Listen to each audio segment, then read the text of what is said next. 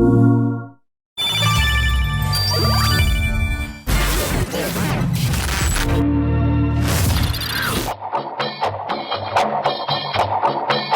have an obsession to build a world that makes sense. We want our city to be credible before making a game. We call it a world-first approach.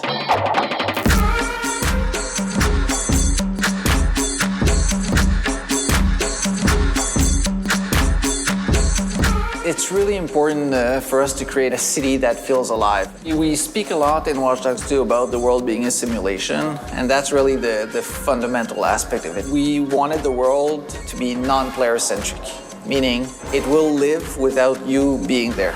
And once you go there, then it's a place to discover and live in and play.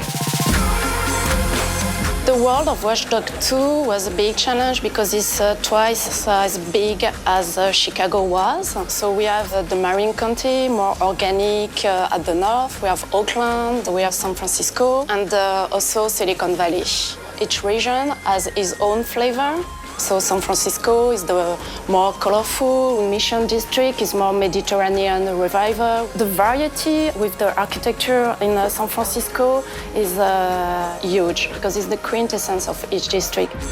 One thing that we did in Watch Dogs 2 to continue to push our ability to convey a real world, as we did a lot more research. We send many people just to scout the area to make sure what we're doing is credible. We went there several times. We had teams going there for us, doing interviews as well. Dig into certain people of San Francisco that we thought were interesting, just to inspire ourselves about the mindset. We really wanted to hit the vibe, the major landmarks, the feeling. We took a lot of pictures, we did a movie, we visit some secret place. We work a lot with street art, the murals, the graffiti. We went as far as sending a guy with a GoPro on his helmet to go through all the streets so we get the vibe. You need to have the vibe, the people in it. When you're really in San Francisco, if you go downtown San Francisco early in the morning, you're gonna feel like there's not much people. Some oboes are in there, they're very colorful. This time around, I think people will feel like not only the place is beautiful, but the personalities of the people around will relate with the people who understand how the vibes of San Francisco and the Bay Area works.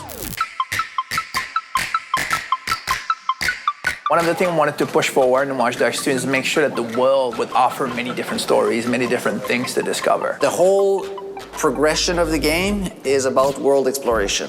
If you're walking in Watch Dogs 2 in the city of San Francisco, you don't know what you're going to find, and you don't know what type of gameplay challenge will be there. But if you start digging around and looking at people, digging into secrets through hacking, then you can find missions, certain stories. So there's big operations you do where you're gonna reveal the truth on something big and have impacts and get followers. But you can also do the same thing and the same loop with smaller operations. And these will dig into more like specific subject matters, like exploring gentrification in San Francisco and tied with technology, or dig into certain mysteries and interestingly inspired stories about hacking and these kind of stuff. And on top of that, then you can do the activities. So e-kart racing, sailboat racing, drone challenges, dirt bike as well. If you open your phone, you can do Scout X, which is basically visit the landmarks of the Bay Area. So you're exploring the world, and now you're finding stories that you can do. The NPCs in Watch Dogs 2 are closer to a simulation, meaning if you don't exist, they will be doing things together without you actually, needing to interact. So they can fight, they can bicker, they can interact, and that can be used to take advantage in gameplay moments. Certainly is a living world to wander around in Watch Dogs 2, and I think that when players start messing around with the people around, not only it's a living world, but it's an interactive world. Like being able to wander around in an open world is a place where players want to get surprised. And I think Watch Dogs with Seamless Online have an extra way to surprise players, like by other players. We really wanted to include co-op because you're part of DedSec. You can basically explore the whole world in co-op. Being with your buddies, doing things with them, partaking in stories about DedSec was really important, so co-op is fundamental to that. And it's all over the place, right? It's not just co-op and missions. That's new and it's great, but it's also bringing back the invasions, but with the new mechanics. We have a new form of invasion we call the bounty. So we have something called the DedSec events.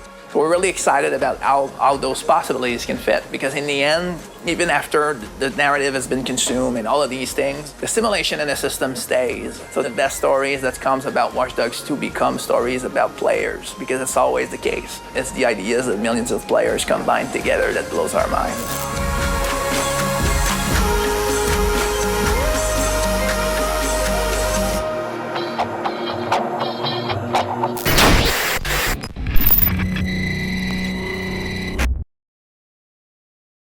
PS4 for the players.